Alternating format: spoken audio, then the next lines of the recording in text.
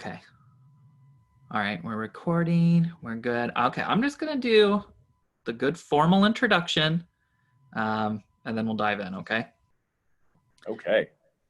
Hello and welcome, everyone. This is Three Opinions, a weekly conversation on Jewish life, culture, identity, and spirituality. I'm Rabbi Yoni, and joining me tonight is an incredible rabbi and an amazing teacher and educator, and also a very dear friend, Rabbi Zach Sitkin from Bethel Synagogue Center in New Rochelle, New York. Welcome, Rabbi Sitkin, and apologies in advance for calling you Zach or Motek or Love or Sweet Boy or anything else that I might accidentally refer to you as over the next hour. But listen, I'm also not sorry because I think we can talk in both capacities as clergy and as friends. So anyway, welcome to you. Welcome to the Zoom. Maybe I shouldn't even name it, even start by expressing or naming the nicknames I have for you. So we'll just keep them between us. And for now, I'll call you either Yon or Yoni or Rabbi Dalin. Okay.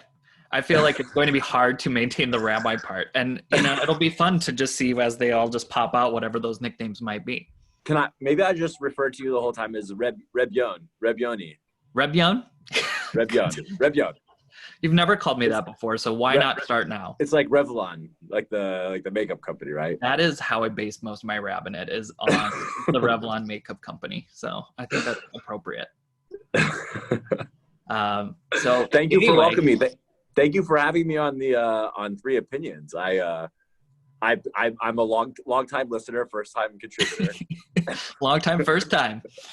And I'm really excited to be here to share with your community some thoughts that I think are really important ideas for us to think about in this time.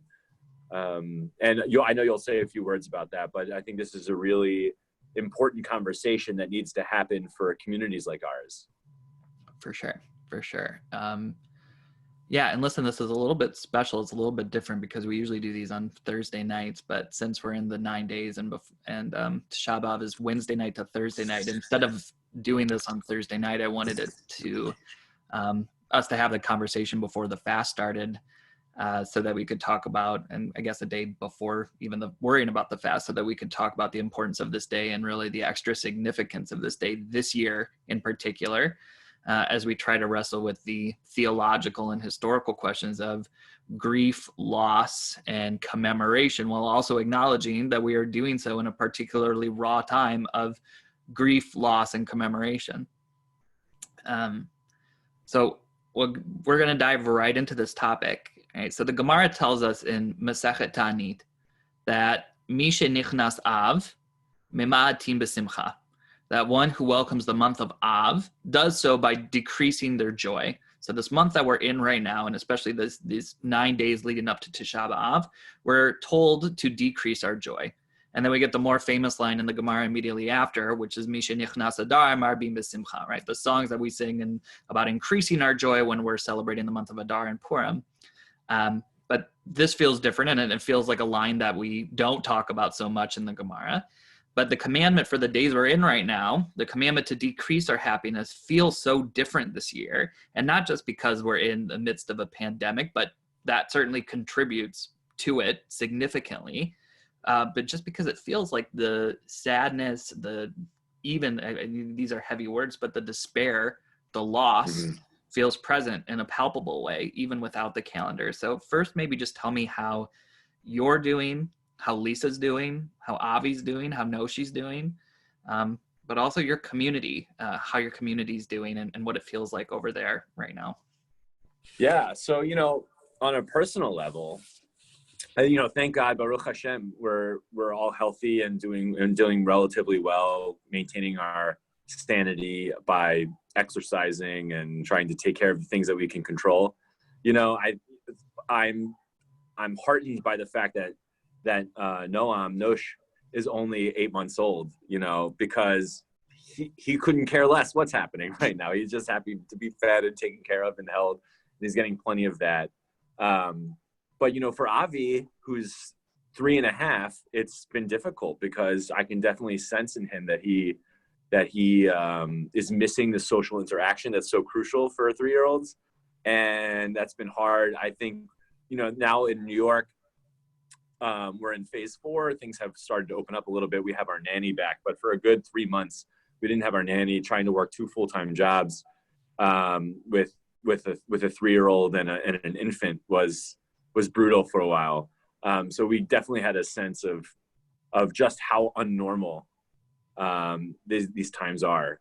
And I like so many families in this country, right? Like, we're no different than anybody else in that sense. And we're all trying to just figure out how to, like, what this crazy time means for our lives, and how we can find meaning, and how we can heal and try to maintain some semblance of normalcy in our lives, given that everything around us is totally not normal.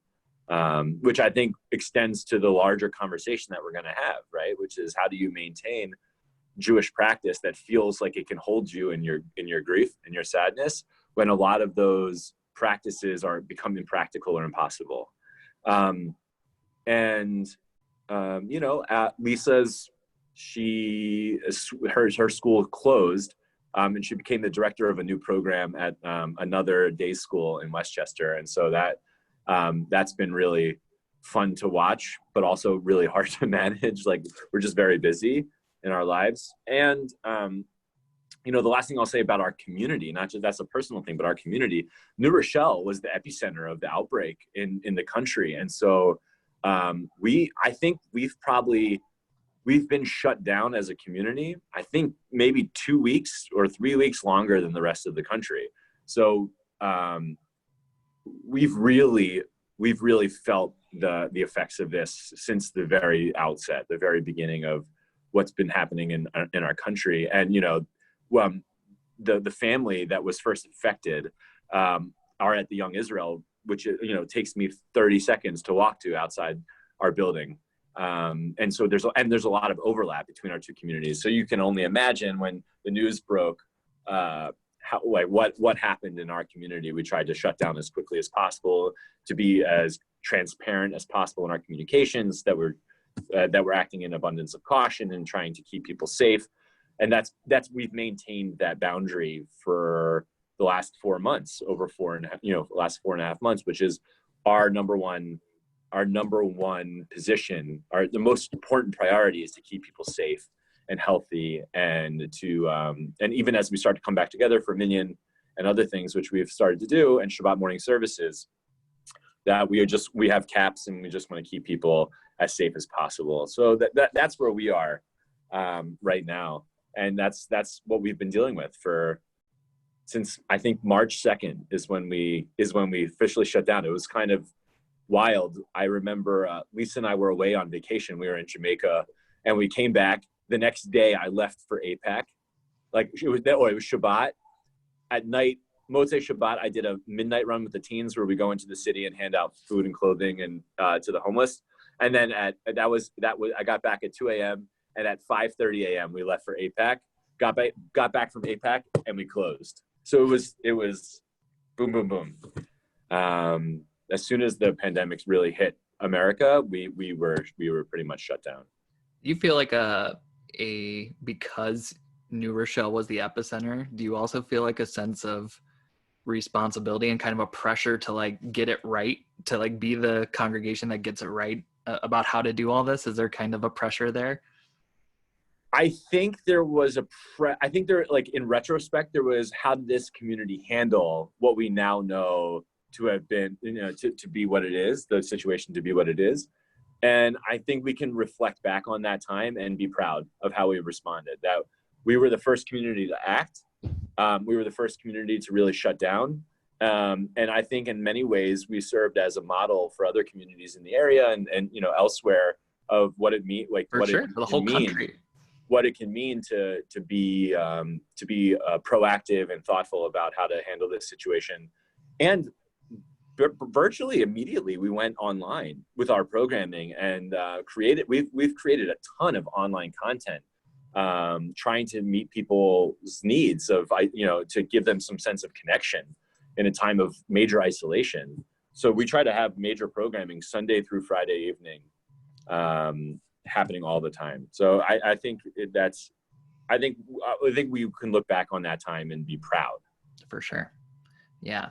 Kind of also heavy lies the crown, right? When everyone's looking to you to make sure they know what to do, because you were 2 weeks earlier, 3 weeks earlier. But I want to focus on what you were saying as far as adding all of that online content and everything else, not just Stom for the sake of having online content, but doing so for the fact that, for the purpose of people feeling connected and maintaining, because a synagogue isn't just a business, it's a home and a spiritual home and a community center. It's everything to keep people connected. So the practical aspects of doing Zoom and everything else are important and helpful from one rabbi to another to figure out and talk to about those things. But also, I also want to ask just, what are you doing differently as far as the emotional aspects for how you're doing that virtual content and now some in-person content? How have you had to shift and change the way you're reaching out to your congregation and how you're engaging your congregation?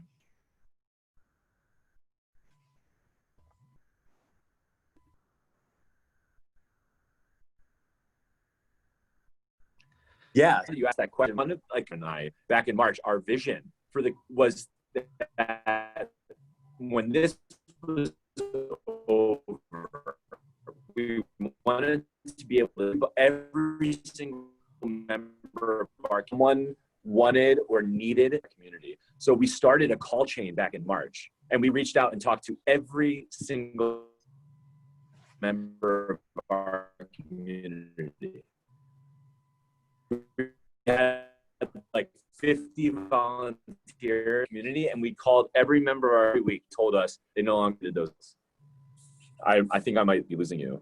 Yeah, no, yeah, you lagged hardcore, but I think you're caught up now. Okay. So starting at the phone tree. So we started a phone tree. We organized around 50 or so volunteers of people who called every single congregant of Bethel. We're about 600 family unit congregation. So it's quite a significant undertaking. And we called every member of our community every week to reach out and stay connected until they told us they didn't, that they were okay and they didn't need consistent follow-up and connection in that way. One of the other thing that we started is we started a branch of our community called Bethel Cares, which basically a lot of our community are older folks or people who are immunocompromised and are at higher risk of contracting. Like if they contracted COVID, it would be a major health crisis for them. And so Bethel Cares is a core of volunteers who will go shopping for people, get people's mail, basically enabling people to be able to live their lives in a time of COVID where they can get access to things that they need. And that's still ongoing. People call our Bethel Cares line all the time when they need shopping or they need someone to take them to the doctor or whatever it is that they need. And we're really proud of those things. That's a major shift in the way we've done community in the past. And we're really proud of those efforts. Yeah, that's awesome. So linked to those efforts that you're doing, does it change how you're approaching Tisha B'Av this year, knowing that there's already been so much loss and so much grief and so much suffering and it feels so bad to say it, but we have to name it, but also just so much death. Does it change the way that you approach these days where we have that statement in the Gemara to decrease our joy and to decrease our happiness and sit in that moment? Does that change for you at all? Yeah. So, I don't think it on a practical level of how we're going to do Tisha B'Av does it change. I think it changes how we view what this season is meant to instill in us, right? The underlying theological assumptions that are made by the rabbis of what this season is supposed to do, and the halachic practices that they put in place in order to connect us to those theological statements that they want us to feel. For example, Tisha B'Av is really culmination of a 3-week period of mourning, right? Like every week or every day is an intensification of mourning. And a lot of the practices that we have from the 17th of Tammuz, right, from the fast of Tammuz to Shabbat, meant to put us in a mind space of thinking about destruction, brokenness, and the way that I think that this pandemic has changed how we're relating to that time is, one of the practical halachic things that we're supposed to do, or customs that we have, minhagim that we have during the 3 weeks, is to not eat meat, right? To refrain from meat, or to not go get a haircut, to do these kinds of things. I would actually say, and I asked my rabbi this, that do you think can we eat meat? Can we get our haircut? Can we do these things during the 3 weeks? And I think the answer is yes, because we don't need those external markers of the brokenness that we feel. We are very aware of brokenness in the world. We are very aware of the ways in which we are suffering and in pain and isolated and alone, and all those theological assumptions, or all those theological feelings the rabbis want to instill in us for this season. I don't think we need those markers right now, right? We have them. So like not listening to music. Yeah, I think we can listen to music because it's to the nth degree we're experiencing the brokenness that exists in the world, right? So, I think that's how we relate to this holiday differently, or these 3 weeks differently. Some of the things that are halacha, we still have we have the 3 special haftarot leading up to Tisha B'Av, the haftarot of Puranuta of rebuke, or of admonition, we might say. We still read those. One of the ways that I think this season will be the hardest, right, is that Tisha B'Av is a day of intense mourning, but the whole month of Av is actually referred to as Menachem Av, right? That like a month of comfort. And after Tisha B'Av happens, the haftarot switch from being about rebuke or about shaming ourselves for the inappropriate ways that we've acted, and transitioning instead to focusing on consolation, comforting ourselves that things will be okay in the future. And that builds us up to Rosh Hashanah. Right now, I think it will be much harder to connect to the Menachem piece of Av, the comfort, the rest piece of Av, than it is to connect to the brokenness of the walls, the breach of the walls, the destruction of the temple. That we get. We get not being able to be in our buildings, the institutions of stability and the forces of normalcy in our lives. Like, we get that.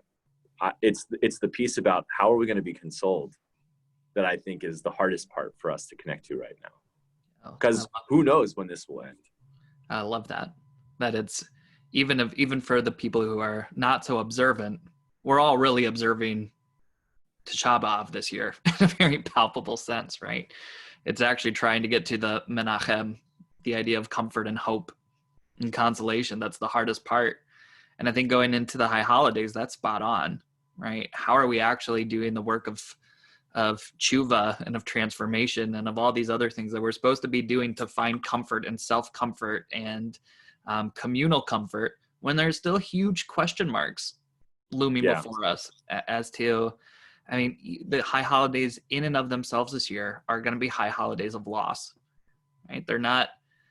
Doesn't mean that they're not going to be meaningful and filled with their own simcha and their own other aspects, but they're not going to be what we're used to, whether you're on Zoom or pre-recorded or hybrids or whatever these different services are looking at all throughout the world. They're going to not be the same, and they're going to have a big, like, clear sign pointing that this is very different than most years.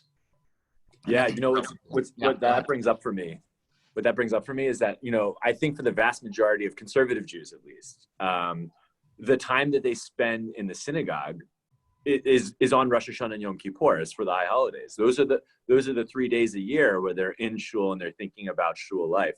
So when are they going to be the most aware of Tisha B'Av? On the high holidays, right? When they're acutely aware or intimately aware of the ways in which they can't be in their buildings, that their structures of holiness have been taken from them in a significant way. And I didn't think about that before, but really, that's when the vast majority of conservative Jews, at least, will connect to the idea that Tisha B'Av is meant to portray.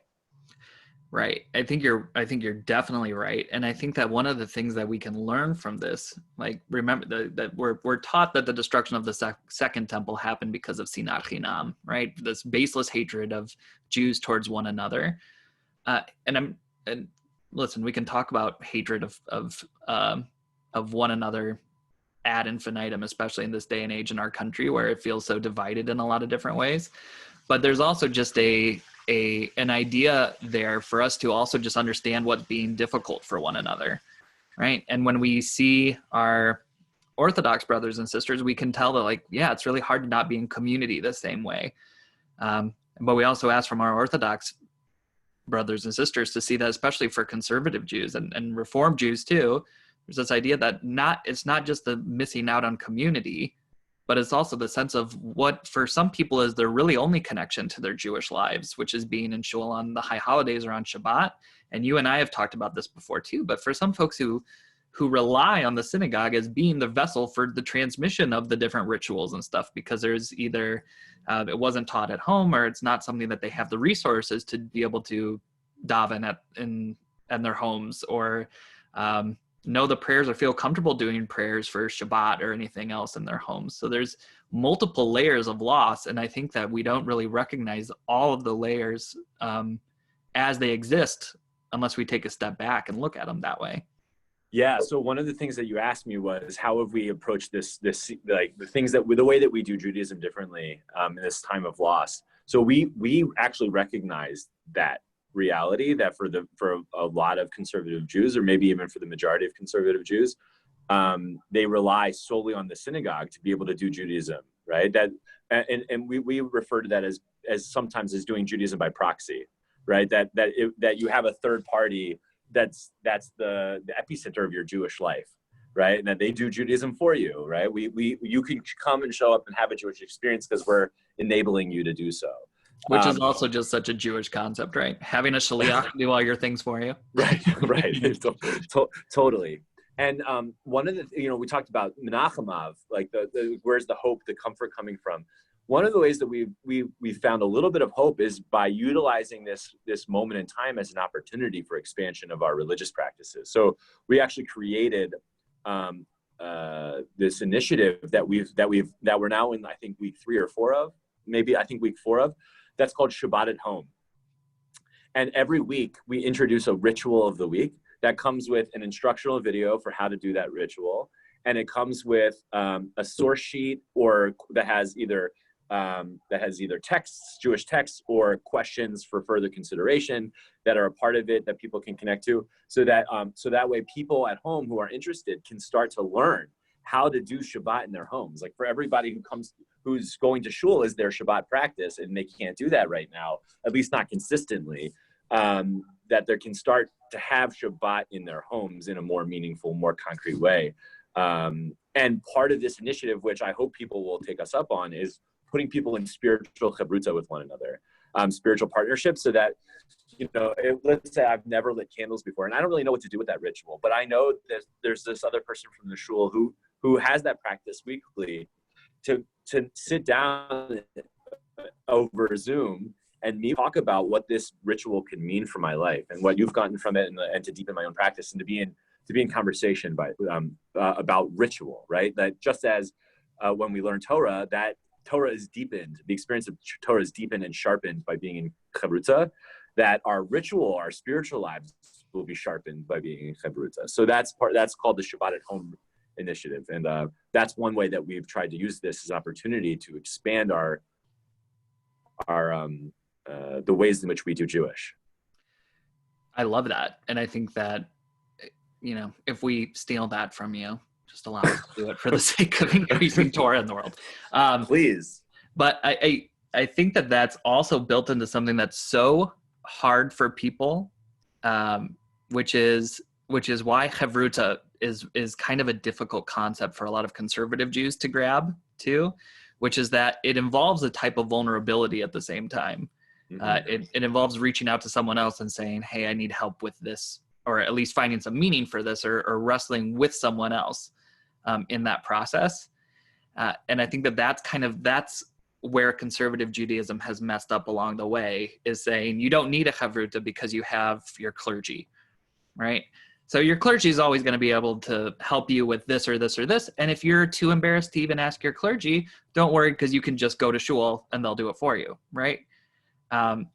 So it's an important push to do that education. And there's also a really difficult emotional vulnerability push that goes with that too, which is to say, we want everyone to be learning together. And part of that is opening yourself up to say, how do I do this? Even if it's something that feels like quote unquote is basic Judaism, right? Like lighting candles, we already have elevated it to this platform of saying like, everyone should just know how to light candles, completely missing the fact that so many people don't. And right. And so many people either do it because they go to shul on Friday night and someone does it there, or it's just not a big deal and it's too hard. It's too overwhelming to try to learn there's a lot of Hebrew there. There's a lot of Hebrew and there's different choreography and there's all kinds of different things that can feel overwhelming. Yeah, I totally agree that vulnerability piece, and we need to be able to meet people where they are. And so like if the 20th century, if an outgrowth of the 20th century was a disempowered Judaism, I think that the path forward for successful Judaism in the 21st century is an empowered Judaism. We're empowering people to do Jewish. And one of the reasons I think that like Chabad is so successful is because if you ask a conservative rabbi, and we're all guilty of this, you ask a conservative rabbi a question, right, about Judaism because you're interested in something, we'll sit down with you and we'll talk your ear off for an hour and a half about like the history and this, that, and the other thing. If you ask someone from Chabad a Jewish question, they say, "Here's candles, go light them." Right? Like and then here's challah, say a bracha over it, say a blessing over it. Like here's bite-sized things that you can do to empower yourself to be able to do Jewish. Don't worry about having to know the whole history and the whole theology and the whole this, that, and the other thing of why we and how we do Jewish. Just like, here's candles, go light them, right? And like, that's okay. You could start there, right? Here's tefillin, put them on just for today. Here's a talit. Here's how you wear a talit. So these are the things that we're thinking about now in order to empower people in a time where, because like one of the I think silver linings, let's just say, of the pandemic is that it has revealed the weaknesses in the ways that we now, or as conservative Jews at least, conservative institutions have set up our institutions, right? There are weaknesses. The weakness is that when the institution can no longer be accessed by your community, a lot of their connections to Judaism fade away. Right. And so we want to put the kibosh on that and enable people to be able to have that connection with or without the synagogue. That involves such a big theological shift for us, I think, as clergy, because like you said, and now I'm just understanding like how frustrating this could be from a congregant or from anyone who's like, how do I put on tefillin? How do I wrap tefillin? And the first thing we say back is, do you know that tefillin used to be amulets that our ancestors were like, I don't care. I don't care at all. I just want to know how to, like, we can talk about that someday when I start wrapping tefillin and be like, the rabbis used to wear, they were much smaller than the ones that we wear today. It's like, I couldn't care less. I just want to know how to wear it. But that we as conservative Jews really pride ourselves, I think, on how heady we are, and not in necessarily the heady way of like Gemara, but heady in the way of like the secular heady too, of like knowing the history behind things and kind of the deep derivations and different sources for a lot of things. And we get stuck there instead of saying like, well, maybe part of Judaism that is just like having the ritual or having the text and just letting it speak directly to your heart and to your soul without the rest of that right now. Totally. You know me better than anybody. And so, I have like a little bit of a Hasidic neshama, right? And so But also my family's from Lithuania too. So I'm a conflicted soul. In some ways, I love studying Talmud. Like, I want the intellectual tradition. I think that Judaism offers the most rich intellectual tradition out of any religion that exists. I really firmly believe that. And at the same time, like, sometimes we want a tradition that is felt by the heart. Like, this was the innovation of the Hasidim that I think was so beautiful. Like, let's have a Judaism that speaks to our hearts, not necessarily our minds all the time. Like, that's important, but like, let's feel our Judaism. Right. Let's get back to that place of feeling a Judaism. Yeah, and also how much of an equalizer that is. Right. That was what was so incredibly innovative about Hasidism. It's not just about how good it feels, right, to live your life, your Jewish life in joy, but it also elevates you to say, if you are living your life with joy, then you are just as close to God as the yeshiva bacher who studies 12 hours a day at the yeshiva, right? Yeah. That's powerful. Yeah, that's Rabbi Nachman, man. Rabbi Nachman, you gotta live life with joy. Truth. Practice Judaism through a place of joy, which, by the way, is really hard to do right now, right? Right, which Rabbi Nachman himself also knew, right? Which is one of the great studies of learning the joy of Bratslav or Hasidism, is if you take Rabbi Nachman, whose whole mission was to live a Jewish life with simcha and with joy and with closeness to God, the man had incredible tragedies in his life, including losing, I don't even know how many children he lost, but lots of children. And to say, how am I still reacting to God, or having conversations or praying to God or showing gratitude and seeing blessings in my lives with that pain very present and not something that he would ever say to push away, but how do you take it and own it and also turn it into prayer? Right. Well, that not only that, but that the experience of feeling joy in a religious or a spiritual context is a way of praying. Like, that is the way of connecting to God. And I think, there's a place for that, right? Like, there's the more morose part of myself, which is saying, like, we should be able to connect to our Jewish selves in any emotional state, right? But that definitely, I think we've lost in some ways the idea that, like, a really important way of connecting to God is by putting ourselves in positions where we can feel joy. Right. So how do we do that right now? It's a really great question. I think building community in the best way that we can. Singing together over our technology, even if it means that the only person that's singing is me, and that and you're on silent, but you're singing along, harmonizing with me. Having l'chaims, still having l'chaims for those of us who feel safe and comfortable drinking, that, like, that elevate our teaching, that elevate our learning, that elevate our singing, that elevate the ways that we can be together in community, calling people who need us, and being a source of comfort and connection for people. I think there are ways that we can still find joy. I can send everybody videos of Avi. That will bring plenty of joy. I think it's perfect. He is so cute. Agreed. So it's a great question. I think I don't have all the answers for that.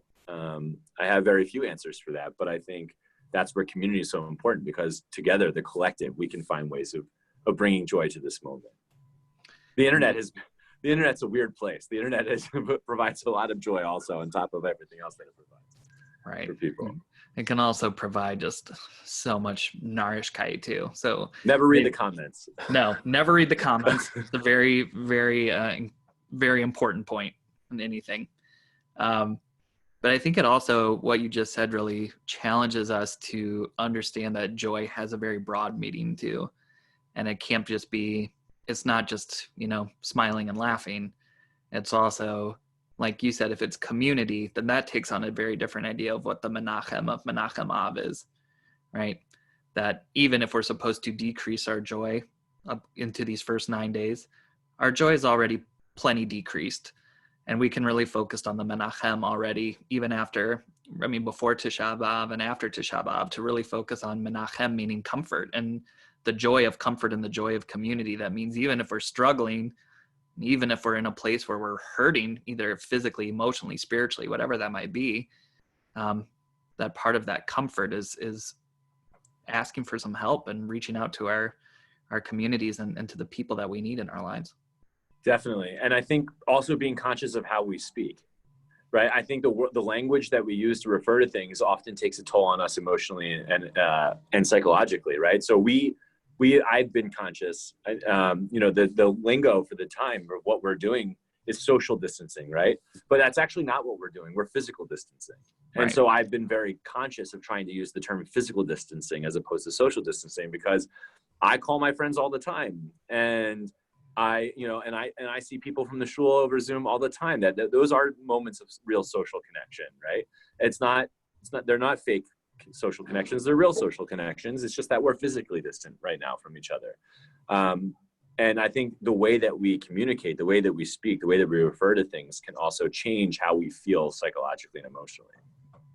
Definitely. That's a huge point. And that's also very Chabad, right? That was the Rebbe who was very, very intentional on the type of language that we're supposed to use, where he said, it's not a deadline, it's a due date. It's all these different things that are taking away any negative intention or underpinning to make it feel like that already puts us in a different mind place.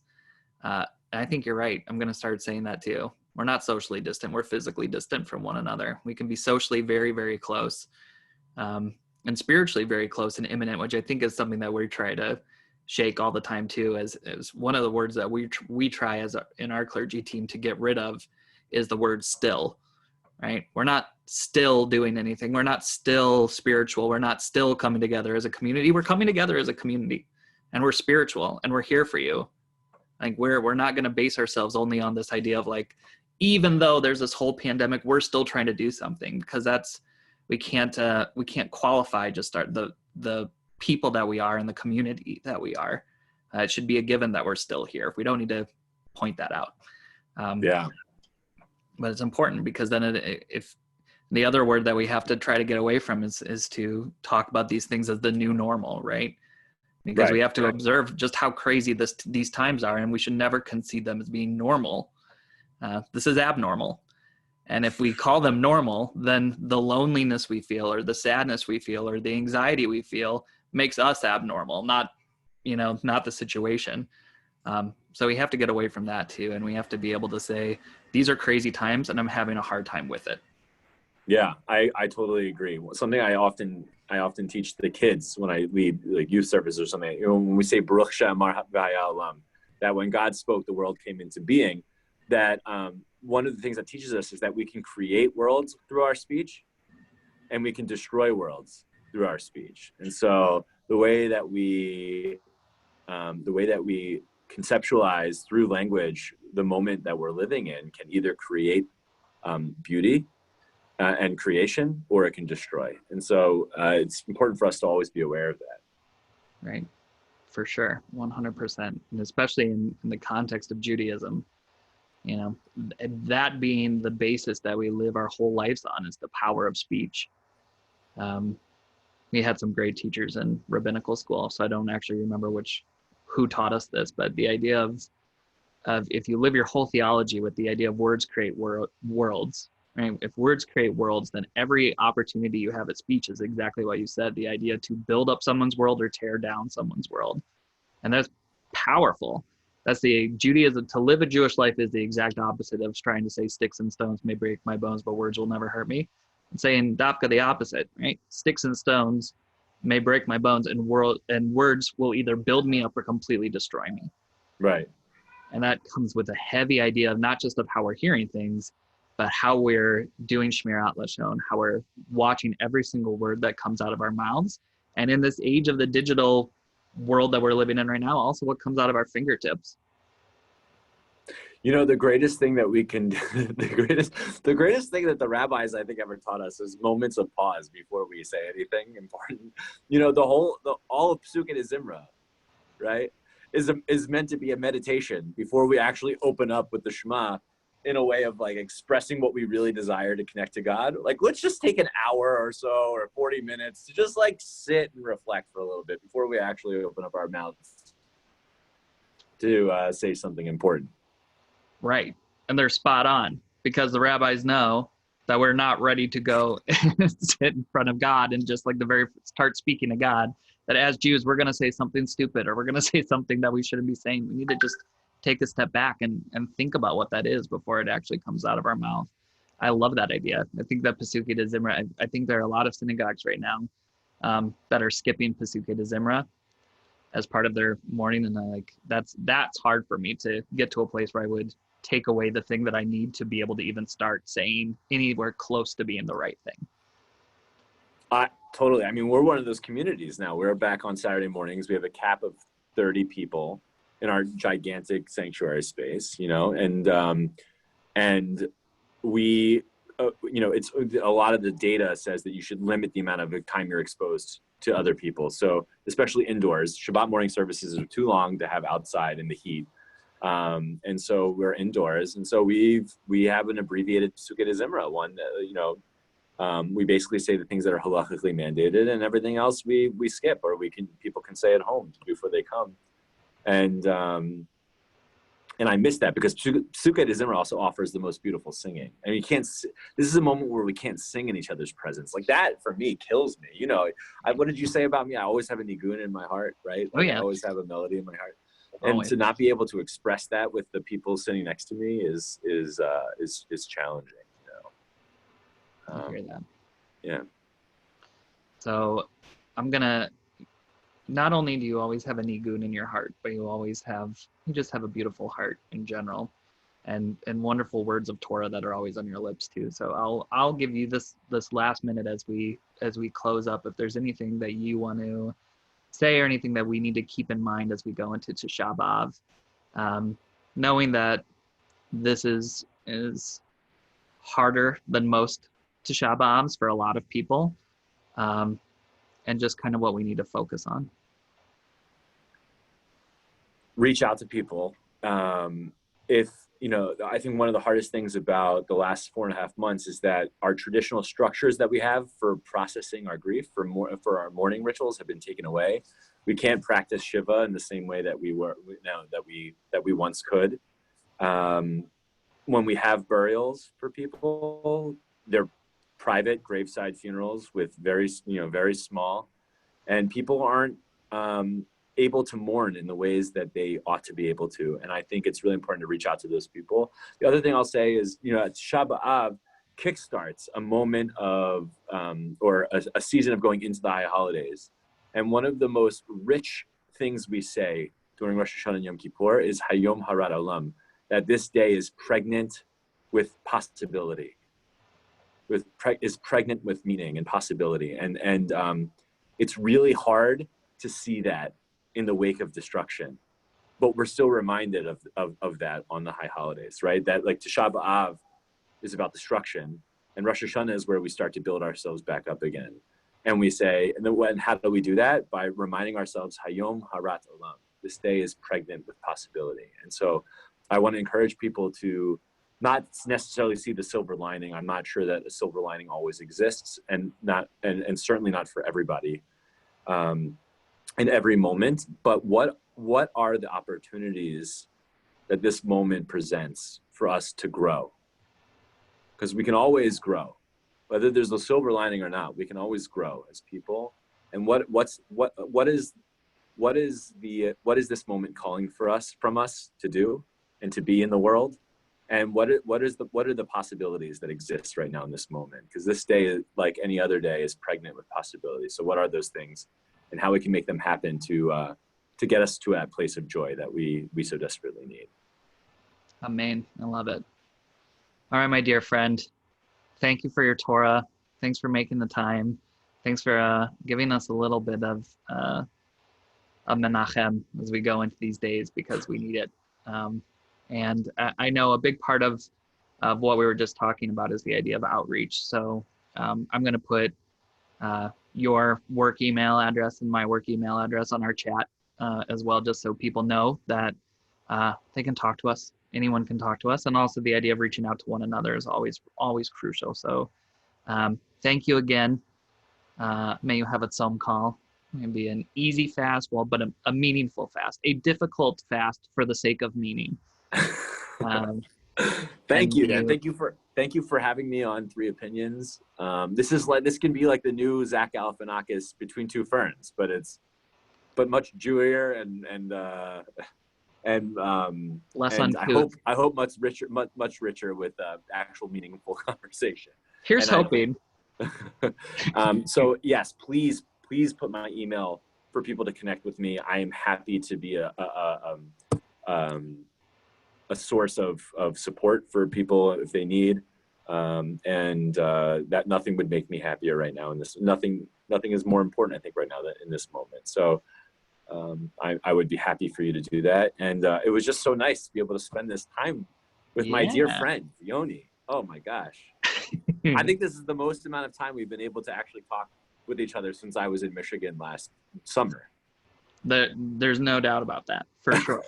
It's been a whirlwind ever since. So this is wonderful. This show is just an excuse for me to work, but really just talk to all the people that I love in my life. So it's awesome. It's awesome. What a brilliant idea. Yeah. All right, dear boy. All right. Take good care. Thank you so much for your time and your Torah, and we'll talk soon. Okay. See you. Bye. Bye.